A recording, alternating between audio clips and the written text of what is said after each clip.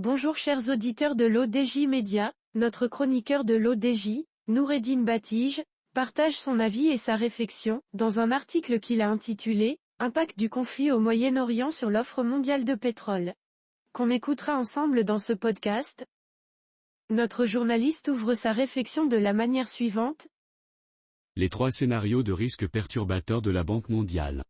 Bien que l'économie mondiale soit en bien meilleure position que dans les années 1970 pour faire face à un choc pétrolier majeur, une escalade du conflit en cours au Moyen-Orient, qui vient s'ajouter aux bouleversements causés par l'invasion russe de l'Ukraine, risque d'entraîner les marchés mondiaux des matières premières en terrain inconnu, alerte, depuis Washington, un communiqué de presse afférent au dernier rapport Commodity Market Outlook, tout récemment, publié par la Banque mondiale. Notre chroniqueur enrichit son discours de la manière suivante. Un rapport, qui procédant à une première évaluation des conséquences potentielles à court terme du conflit sur les marchés des produits de base, estime les effets sont pour l'instant limités, les cours du pétrole ont augmenté de 6% environ depuis le début du conflit, tandis que les prix des produits agricoles, de la plupart des métaux et des autres matières premières ont à peine bougé. Néanmoins, nuance le dit rapport, les perspectives s'assombriraient rapidement si le conflit s'intensifiait.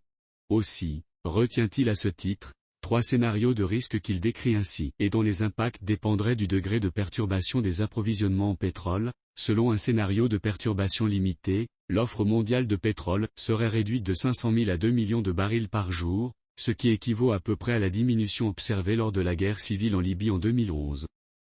Dans ce cas, le prix du pétrole augmenterait dans un premier temps de 3 à 13% par rapport à la moyenne de référence pour le trimestre actuel, soit un prix du baril compris entre 93 et 102 $. Selon un scénario de perturbation moyenne, correspondant globalement à la guerre d'Irak en 2003, l'offre mondiale de pétrole diminuerait de 3 à 5 millions de barils par jour. La hausse initiale du prix du pétrole se situerait alors entre 21 et 35%, portant le baril à une fourchette comprise entre 109 et 121 $.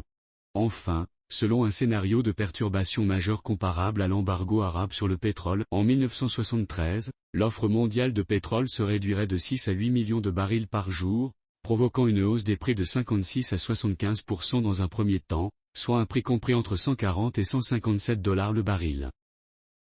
L'auteur termine son article en ces termes. Le conflit en cours au Moyen-Orient survient après le plus grand choc subi par les marchés des matières premières depuis les années 1970, à savoir la guerre entre la Russie et l'Ukraine, souligne Inder Mijil, économiste en chef de la Banque mondiale et premier vice-président pour l'économie du développement. Cela a eu des effets perturbateurs sur l'économie mondiale, qui persistent encore aujourd'hui. Les décideurs politiques devront donc être vigilants. Si le conflit devait s'aggraver, l'économie mondiale serait soumise à un double choc énergétique pour la première fois depuis des décennies, non seulement à cause de la guerre en Ukraine, mais aussi à cause de la situation au Moyen-Orient. La hausse des cours du pétrole, quand elle se maintient, se traduit inévitablement par une augmentation du prix des denrées alimentaires, explique Ayhan Cause, économiste en chef adjoint de la Banque mondiale et directeur de la cellule Perspective. Un choc pétrolier sévère aggraverait l'inflation des prix alimentaires, qui est déjà élevée dans de nombreux pays en développement. Fin 2022, plus de 700 millions de personnes étaient sous-alimentées, soit près d'un dixième de la population mondiale. Une escalade du conflit intensifierait l'insécurité alimentaire, non seulement dans la région, mais aussi dans le monde entier. Rédigé par Noureddine Batige.